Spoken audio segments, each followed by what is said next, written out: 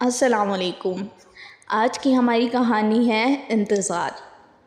ایک چوڑیاں بیچنے والی کو مجھ سے پیار ہو گیا۔ اس کی کیا کمال محبت تھی، وہ جہاں بھی جاتی وہاں کی مشہور چیز میرے لیے تحفے میں لاتی تھی۔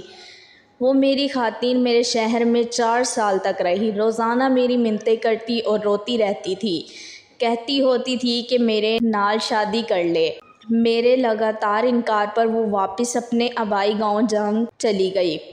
کچھ عرصے بعد میں اپنے دوستوں کے ساتھ بہو سلطان کے مزار پر گیا۔ میں ادھر مزار کے باہر کھڑا تھا کہ پیچھے سے کسی نے میرا بازو پکڑا۔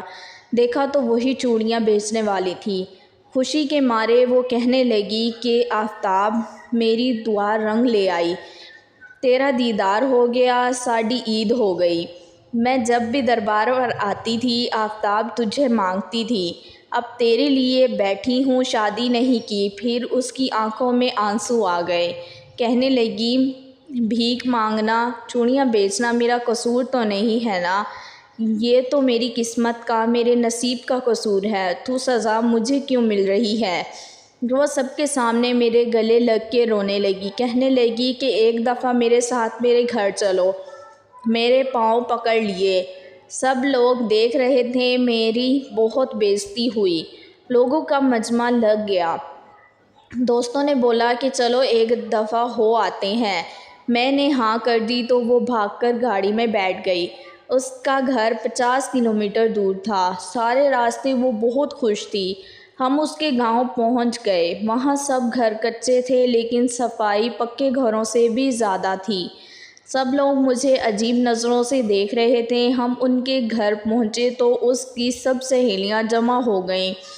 پھر اس نے ہمارے لیے کیا مزے کا کھانا بنایا۔ اس کے گھر والوں نے مجھے بتایا کہ یہ لڑکی تو سارا وقت تمہارے نام کی تسبیح کرتی رہتی ہے۔ جب ہم واپس آنے لگے تو اس کی آنکھوں سے آنسو نہیں رک رہے تھے۔ میرے ہاتھ کو چوم کر کہنے لگی کہ تیرا قصور نہیں ہے، میری قسمت کا قصور ہے جو میں چوڑیاں بیچنے والی کے گھر میں پیدا ہوئی۔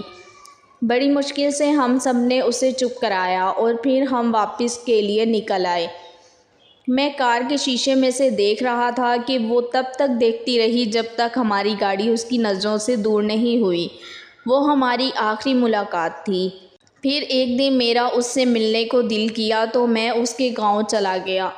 اس کے گھر والوں نے بتایا کہ تمہارے جانے کے بعد وہ بہت بیمار رہنے لگی تھی، کھانا پینا ہنسنا سب کچھ چھوڑ چکی تھی اور ایک دن اس کی موت ہو گئی۔